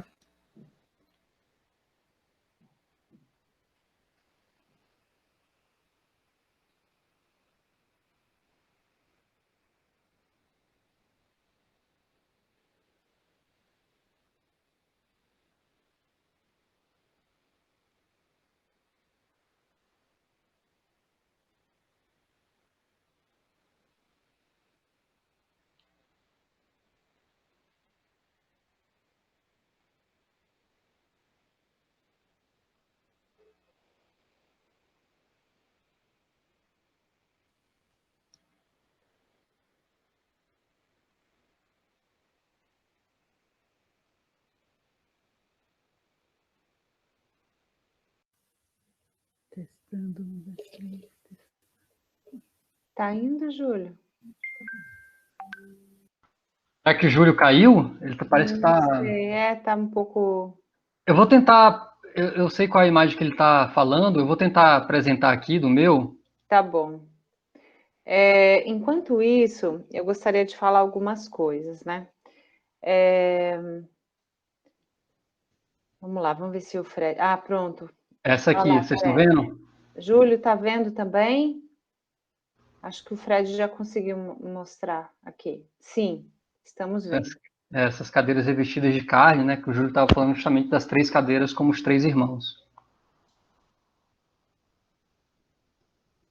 Ele fez isso com carne? A Adriana Ela Varejão fez fez isso isso com com carne. carne, isso. Uhum. É com Isso. charque, né? Mais especificamente, assim. Sim. Que é Isso essa está exposto em carne algum morta, né? lugar, Fred? Então, na verdade, essa obra ela não é exatamente... A obra é a imagem da cadeira, né? Aí, são as 3 cadeiras fotografadas. E aí, essa obra, que são essas 3 fotografias, ela está numa galeria de São Paulo, que é essa galeria Carbono. Uhum. Eu não sei exatamente onde fica, Certo. mas tá assim, tá nessa galeria. E você saberia dizer quem é quem? Então, o Júlio, eu acho que ele ia justamente falar sobre isso. Tá. Que... Pronto, acho que agora ele entrou de volta. Então acho que ele pode continuar falando. A gente está vendo aqui as cadeiras, se você quiser falar sobre elas. Oi, gente, O Fred está apresentando a imagem das cadeiras, mas você pode falar sobre elas. Eu estou curiosa para saber quem é quem aqui. Quem é Timóteo, quem é Demétrio e quem é Valdo. Eu A minha única certeza, o Valdo é a cadeira mais esguia, né? Que ele é descrito como mais alto, algo desse tipo, né? Provavelmente o Demétrio deve ser a mais rebuscada, mais rococó. O Demétrio não, o O Timóteo, né? Timóteo, eu também acho. É, sim. Muito bom. Isso. Agora, o que é interessante é essa ideia do material, né? Que assim, é orgânico, é a carne já morta, tratada para ter uma aparência estética, nesse caso, meio barroca, né? Como se, olha, isso já é morto, ele só tem uma forma provisória, estética, que espelha essa antiga aristocracia, mas isso é o próprio precário na sua materialidade, né? Isso vai apodrecer mais cedo ou mais tarde, né? É como se fossem cadáveres adiados que não procriam, no caso da crônica da Casa Assassinada, né? Citando aí o Fernando Pessoa. Muito legal. Alguém quer fazer algum comentário a respeito do livro, alguma pergunta do público? Então, eu gostaria de pedir para o Hélio, eu conversei um pouquinho com o Hélio hoje à tarde, Dr. Hélio Plappler, que é do Genan e tudo mais, porque eu quero, a partir do comentário dele, fazer um comentário meu. E claro que vocês estão abertos para me interromper e falarem quando quiserem, tá bem? Eu pedi para o Hélio fazer um pouco conosco, como médico, a etiologia do câncer, que vai um pouco ao encontro disso que o Fred falou, né? De que há alguma coisa de doença nessa narrativa que vai além do meramente temático. A gente tem uma tematização óbvia da doença, do câncer, né? Inclusive um questionamento sobre se o câncer seria ou não, né? Isso é literal na narrativa, se o câncer seria ou não uma doença contagiosa, né? Mas há outros planos, né? O romance é um romance cheio de... Uma das riquezas desse livro é ele ser um romance absolutamente cheio de camadas, né? Você vai se aprofundando nessas camadas e elas estão ali, né? Coexistindo. Então, essa questão da doença, ela é profunda no romance do Lúcio, e eu acho que saber, para nós que não somos médicos, né, entender um pouco como essa doença, como é essa doença, talvez nos ajude a entender um pouco melhor como o Lúcio trabalha essa metáfora da doença, porque realmente é uma doença metaforizada, até mais do que metaforizada, eu diria quase que alegorizada, né? Dentro dessa narrativa do Lúcio Cardoso. Então, se o Hélio puder colocar para a gente um pouquinho, enfim, 5 minutos, ou menos talvez, o que é o câncer e como ele se instala, eu queria, a partir disso, fazer um comentário. Deixa eu ver se o Hélio está aí. Tá, obrigado. Tá. Na verdade, 30 segundos, porque câncer... veja, o câncer ele vem de uma mutação genética, de uma mutação da célula. Acontece que a gente tem, todos os dias, uma média de 10 mil mutações. Elas ocorrem diariamente. Só que o nosso corpo reconhece essas mutações e tem condições de combater e de eliminar essas mutações. O câncer acontece justamente quando as nossas células, que deveriam acabar com essas mutações, elas não reconhecem as mutações e passam a aceitar essas células como próprias, como self. E, portanto, elas permitem que essas células se desenvolvam. Quanto mais a célula se desenvolve, maior o tumor. Então, você tem vários tipos de tumores, inclusive uma coisa que ele fala no livro, que na época em que isso se passou, não se conhecia a etiologia tal, que hoje já se conhece, e que realmente, na época, você não tinha tratamento, mas hoje você tem tratamentos até muito eficientes, né? Mas a base continua a mesma. E a crença em relação ao câncer e toda essa ojeriza, todo esse medo em relação ao câncer, ele continua. Então, é muito comum que ninguém fala em câncer. Alguém tem, quer dizer, o outro, sim, para o outro ele pode dizer, tem câncer. Mas se você pegar, inclusive na população, na média, você vai ouvir dizer, tem doença ruim, tem aquela doença, tem aquilo, mas as pessoas têm, inclusive, medo de falar câncer como se isso trouxesse a doença, como se fosse um mau agouro, né? E isso permanece até hoje. Agora, o câncer é uma coisa totalmente... faz parte do indivíduo. O que ocorre todo dia é que você combate o câncer. O teu organismo detecta aquelas células alteradas como se fosse uma invasão de bactéria, de vírus, etc., e ataca aquelas células e extermina aquelas células. O câncer se desenvolve como uma incapacidade do corpo de reagir a essas células. Basicamente é isso. Obrigada, Hélio. Então, eu acho que a partir dessa fala do Hélio, a gente pode pensar no romance, né? Eu sempre tenho esse romance de muitas formas, né? Se vocês pensarem, ele é um romance exagerado. É assim que eu vejo esse romance do Lúcio Cardoso. Ele é um romance de exagero, né? Me parece exagerado por uma coisa que o Fred trouxe, e que a Andrea também mencionou, talvez nos comentários do chat, agora já não sei, mas me parece exagerado pelo grau de poeticidade das imagens desse romance, pelo grau metafórico que esse romance tem. Ele é um romance construído a partir de metáforas muito fortes, né, muito evidentes, e eu diria metáforas muitas vezes relacionadas a imagens vegetais, né? O Fred trouxe essa questão quando ele mostra a construção imagética que acompanha a ideia do pavilhão e a ideia das samambaias e das ramificações que vão destruindo aquelas construções por dentro, né? Mas as metáforas vegetais são inúmeras, né? E a grande metáfora vegetal ligada à figura de Nina, que é uma figura desagregadora daquela construção, né, da casa, não só da construção da casa enquanto arquitetura concreta, né, mas da construção da casa enquanto família, como disse o Júlio, mas mais ainda por baixo da construção da casa enquanto família, da construção da casa enquanto corpo, né?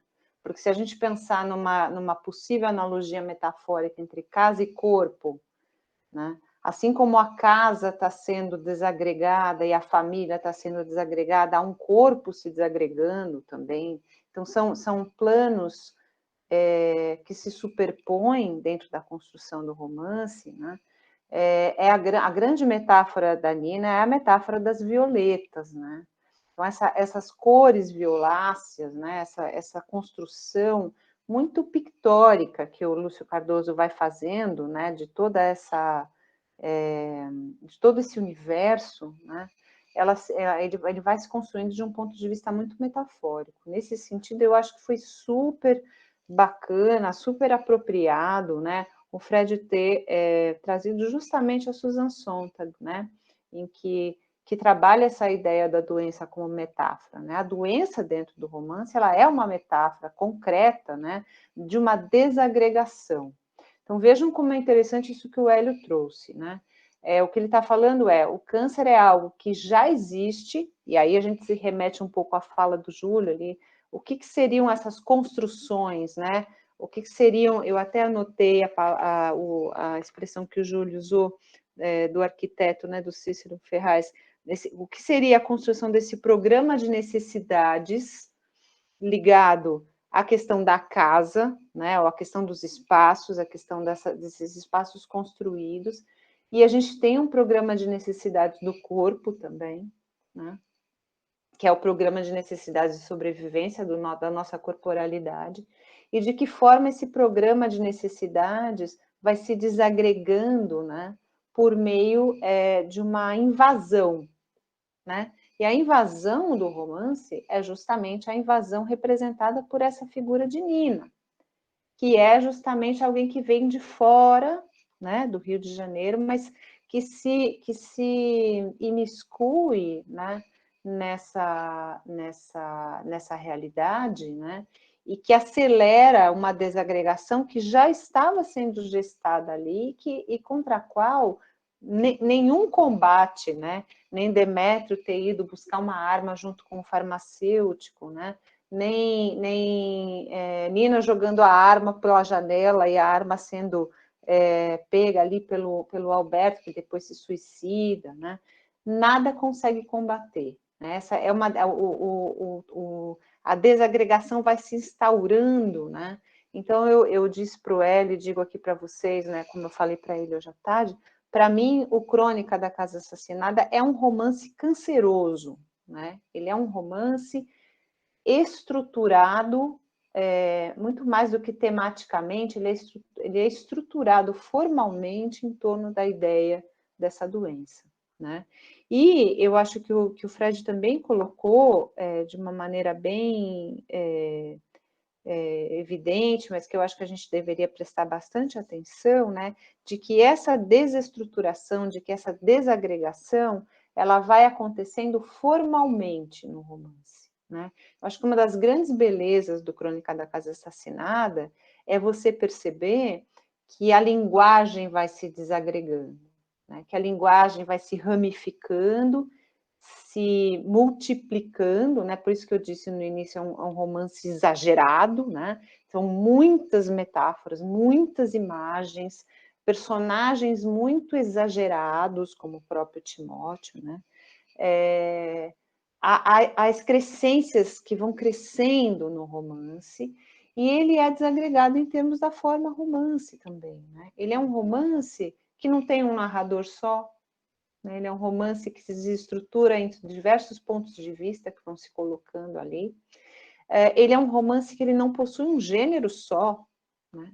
Você tem, ao mesmo tempo, fragmentos de diário, de confissão, de pequenas narrativas, de memórias, né, de narrativas pseudocientíficas, né? Ele vai se desagregando enquanto gênero.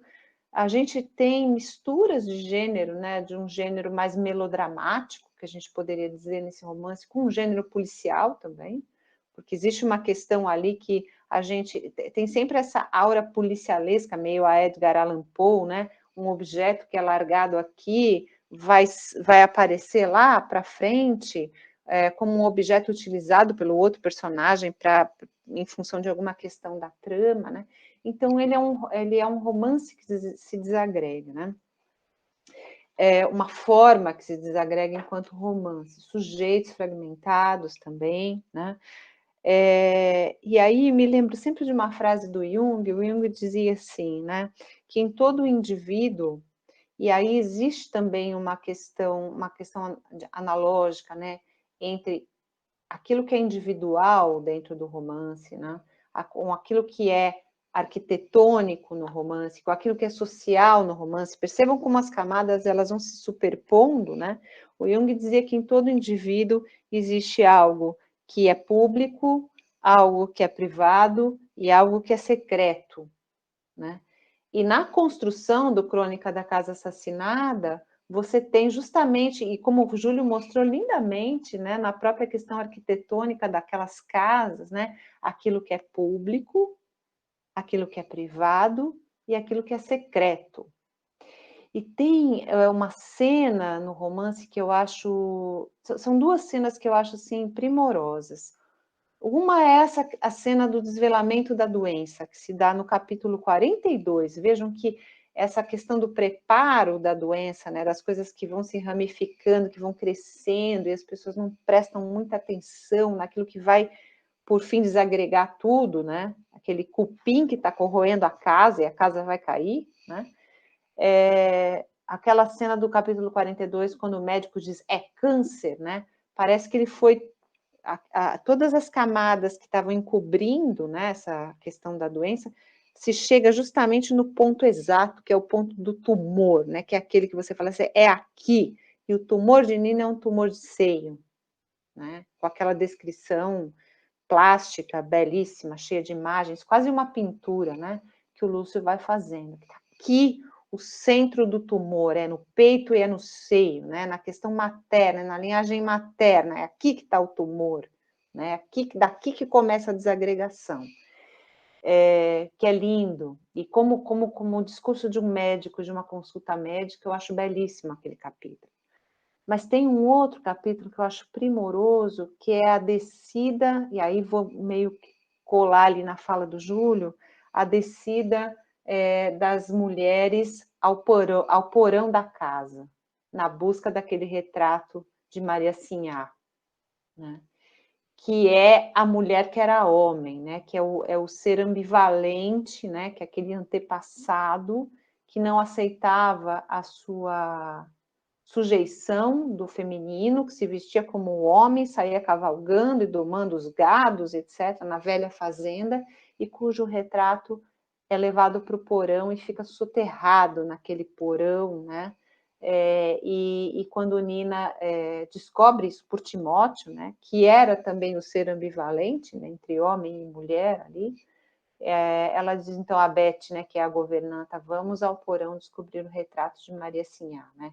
Ali está aquilo que é secreto, né? Que é o que realmente o cerne da questão, né? Que está de novo na linhagem materna, né? Que é aquilo que não pode se reproduzir. Vejam, uma mulher que se torna um homem, né? Nega a própria característica do feminino, que é a característica de reprodução. E aí, como disseram tanto o Fred quanto o Júlio, né? É o fim da casa, né? É o fim da linhagem, é o fim da herança, não existe continuidade. Então, me parece muito, muito rico, muito bonito o modo como o Lúcio Cardoso vai construindo, né? Muito complexo, o modo como o Lúcio Cardoso vai construindo esse romance. Né? Então, era mais ou menos isso, que eu tenho outras coisas para dizer, mas queria saber se alguém quer comentar algo sobre isso que eu disse agora, se alguém quer falar alguma coisa. Fabiana? Quer falar, Hélio? Diga. Eu queria falar uma coisa que é justamente esse do capítulo 42, que é uma coisa que interessa muito, principalmente para nós do Genan, que é a parte da consulta médica, do relacionamento do médico e do paciente. Né? Porque nesse capítulo ele descreve não só a doença, e não só aquilo que acontece com o paciente, mas fundamentalmente também descreve o que acontece com o médico. E isso, do ponto de vista, eu como médico, isso me chamou a atenção, porque ele começa o capítulo assim, não, coragem para dizer tudo, como eu a encontraria em mim. Esse é um dilema, né, daquela coisa da comunicação do médico, não só com o paciente, mas com todo mundo em volta, aquela angústia do próprio médico frente à doença. Então, ele consegue descrever essa coisa tanto do ponto de vista do paciente, quanto do ponto de vista do médico. Ele vai colocando as anotações, as percepções do médico de como o paciente está, de como está se degradando, de como a coisa está evoluindo do ponto de vista médico, mas ao mesmo tempo você percebe nele a parte do humano, né? A parte da angústia, a parte da incerteza, a parte se ele errou ou não, não o diagnóstico, mas o que ele deveria ter feito e assim por diante. Então, eu acho que isso é uma coisa importante, porque não é só a coisa da doença em si, mas a coisa do relacionamento do médico e do paciente, né? Eu acho que tem uma coisa ali, Hélio, não sei se também os outros que estão aqui presentes hoje sentiram, eu acho que esse capítulo é realmente primoroso, mas tem uma coisa que fica evidente nisso que você está dizendo, que não apareceu ainda nas nossas conversas aqui. Não apenas a incerteza do médico, né, esse caráter humano, né, do profissional que está ali evidente nesse capítulo, mas a consciência e um certo caráter, como é que eu vou dizer isso? Não é sombrio, mas é forte, vamos dizer assim, não sei, depois eu acho uma palavra melhor, que é a consciência de estar entrando, né, de estar penetrando naquele universo que o Júlio falou, olha, essas portas são desencontradas porque ninguém pode ver, né? Está penetrando no segredo do paciente, no segredo das suas relações, no segredo da vida e da morte, e que é algo que está presente na prática médica o tempo todo, né? O médico, por ofício, atravessa as camadas escondidas e chega no segredo, muitas vezes, né? E isso, ao mesmo tempo, é um privilégio e uma temeridade, né? E eu acho que o Lúcio descreve muito bem, né? Quando ele faz uma metáfora arquitetônica mesmo para essas relações, ele mostra, né, como essas pessoas que eram consideradas, como ele mostrou na imagem que ele, né, trouxe para nós, os externos, como de repente é necessário que esses externos penetrem nesses ambientes, né, nessas zonas privadas e muitas vezes secretas daquelas vidas, né? Que isso está presente o tempo todo no trabalho de um profissional de saúde. E como é importante, né, a consciência de que se está entrando no segredo, né? Então, é uma coisa que, para mim, fica muito evidente nessa construção que ele faz. Eu acho que foi legal, em termos do livro, porque até agora, os livros que a gente leu no Book Club, a gente realmente se detinha mais na doença, né? E aqui é uma coisa que você pode se deter muito no relacionamento humano que a doença permite, né? Mais do que a doença em si, né? Que nós vimos até agora. Sim, muito bacana. Lucélia, não estou te vendo, por isso que não te atendi. Você quer falar? Eu queria fazer uma parte. Gostei muito dessa tua fala, né, do entrar no segredo, porque isso envolve uma coisa que é da escuta, é de estar aberto para o outro. E até no nosso encontro passado, um dos médicos falou da diferença e como os médicos são treinados no internato, né, quando vão para o hospital, a tirar a doença, né, a tirar a história do paciente e não a ouvir, a acolher a história do doente, né. E o meu mestrado foi no Hospital do Câncer e eu justamente trabalhei com a relação do médico com o paciente terminal, com o paciente com câncer avançado e terminal. E eu entrevistei 70 médicos que trabalham como corte, né, seriam médicos com mais de 5 anos de formado, ou seja, aqueles que já passaram pela residência, que já optaram por ter a situação de morte no seu cotidiano. Então, médicos oncologistas, intensivistas, de pronto-socorro, enfim. E foi muito interessante que nessa experiência de entrevistar 70 médicos, eu eu imaginava que eles fossem se colocar muito distantes e colocar a onipotência na frente, principalmente de uma psicóloga. E eu fui a primeira psicóloga a me titular no Hospital do Câncer, então eu era meio estrangeira ali, sabe? Meio esquisita. E aí foi muito interessante que, pelo contrário, eles trouxeram muito as angústias deles, o sofrimento, e inclusive vários dizendo assim,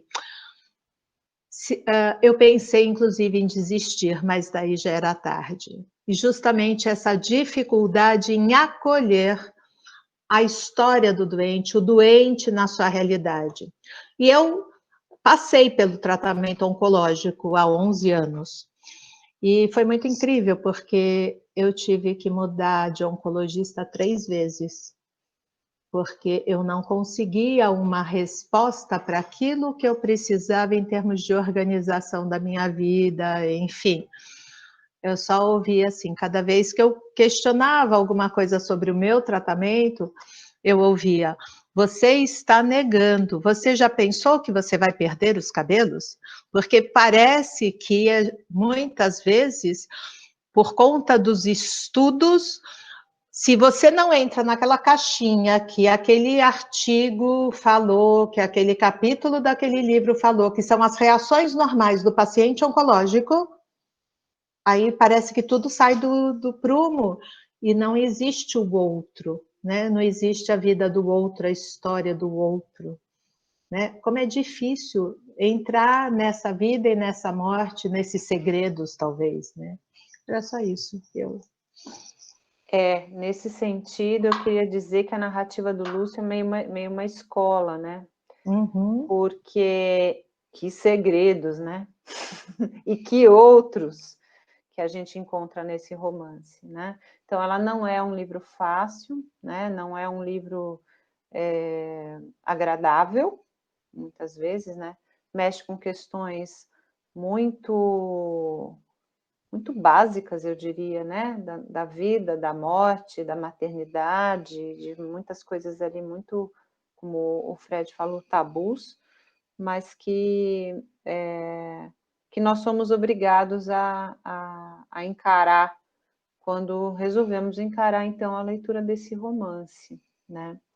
Então, obrigada pelo seu depoimento, foi muito bacana, e é isso mesmo, né? Que Quer encarar a realidade, os nossos né? segredos são assustadores, né? Muitas vezes são mesmo assustadores, né? Eu acho que é encarar a realidade, né? E como isso é difícil quando ela é tão nua e crua, né? Tão aberta, Tão tão violácea, né? Como violada. a realidade do Exatamente. romance, né? Exato. Acho que você falou o termo que descreve bem. É isso. Obrigada. Obrigada.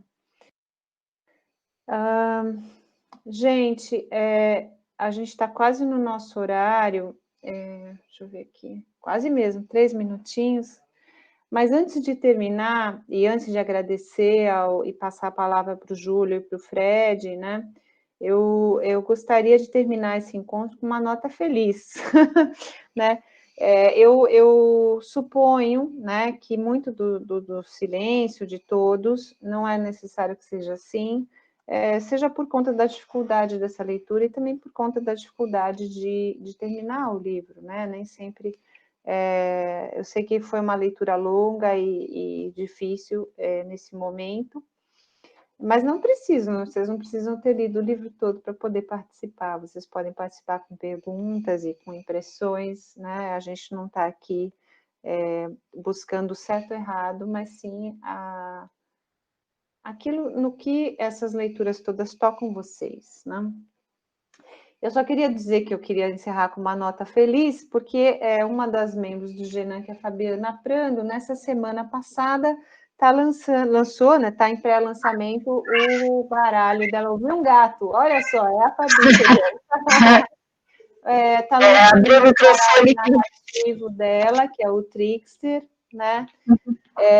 Então, eu queria abrir esses 3 minutinhos para a Fabi falar um pouco dessa experiência de criação, e a gente vai, no futuro, ter um espaço para que nós possamos também trabalhar um pouco com com esse baralho lindo que é o Trickster. Fá, você. Então, é bem rapidinho dizer que eu fico muito feliz porque esse foi o jogo que foi o objeto de estudo do meu mestrado, e faz exatamente 1 ano que eu defendi o mestrado. Nós tivemos uma experiência incrível, graças à ousadia da professora querida Fabiana Carelli. Então, eu levei o jogo que eu fiz num ateliê de artes, e esse jogo foi o motor de um trabalho muito lindo com os alunos da graduação de letras.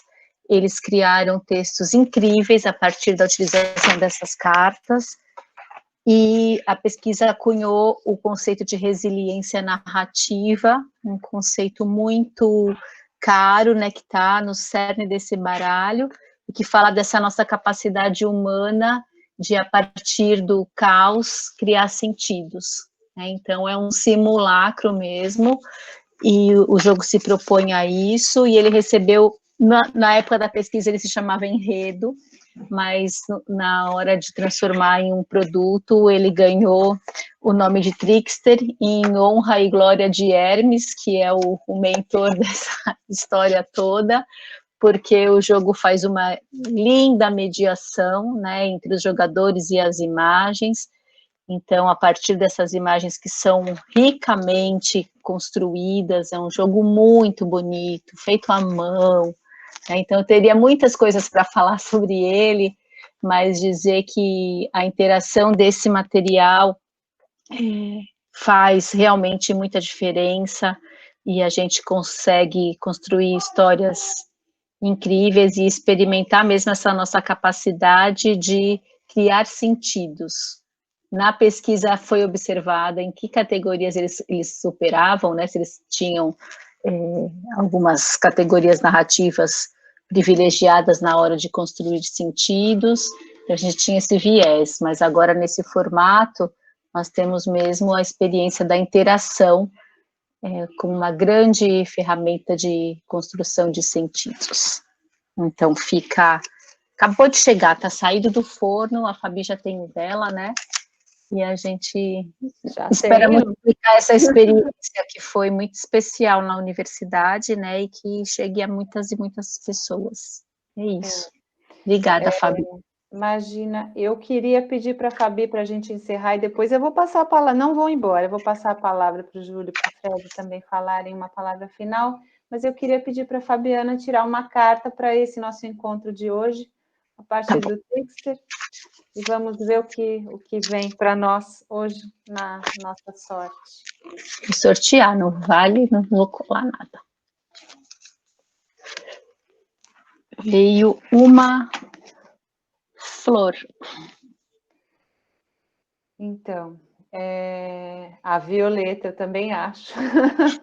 A violeta, o violáceo e tudo que envolve Nina, envolve a doença e envolve a desagregação dessa casa, tão lindamente, narrativamente representada pelo Lúcio Cardoso aí, nesse romance tão rico, né? Obrigada, Fá. E cada um vai pensar nessa flor hoje e no que ela pode significar para nós, né? A flor, em geral, tem uma simbologia tão positiva, mas dentro do Crônica da Casa Assassinada, ela tem uma simbologia tão mortífera, né? Tão desagregadora, né? Vou passar a palavra, então, para o Júlio e para o Fred, para fazerem suas considerações finais, os seus, enfim, dizerem aí como foi essa experiência. Obrigada, Fá. Obrigada a vocês. Júlio, Fred. Bom, Fabiana, eu só teria a agradecer mesmo mais esse convite do Genan. É sempre muito bom estar aqui com vocês. Agradecer ao Fred pela sublocação do convite que eu fiz a ele, e ele aceitou, né? E aí eu fiquei pensando um pouco para fechar em algum elo entre a minha fala e a dele, né? E aí me lembrei de uma cena que também, tudo no livro é denso, né? Mas uma cena em que, em um certo sentido, congrega esses dois aspectos, que é o velório de Nina, né?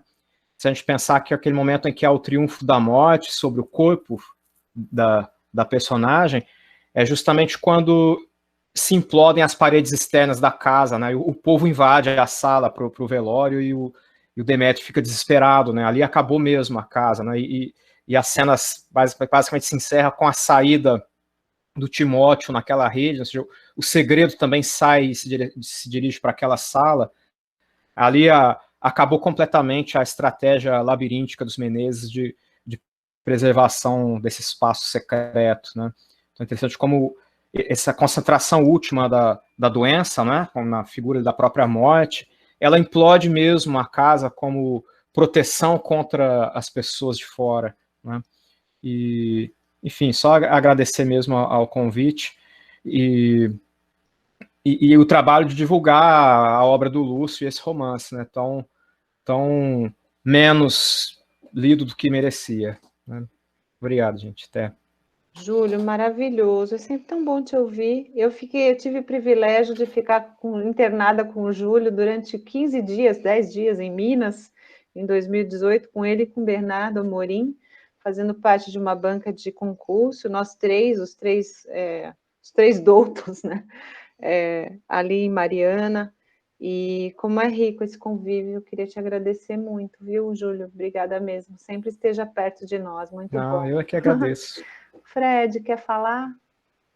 Só agradecer também muito pela oportunidade de estar aqui falando a respeito de um assunto assim que eu ainda não tinha trabalhado muito na crônica, né? Apesar de ser um assunto tão explícito no caso da Nina, mas também tão importante em outros aspectos, nessas outras camadas.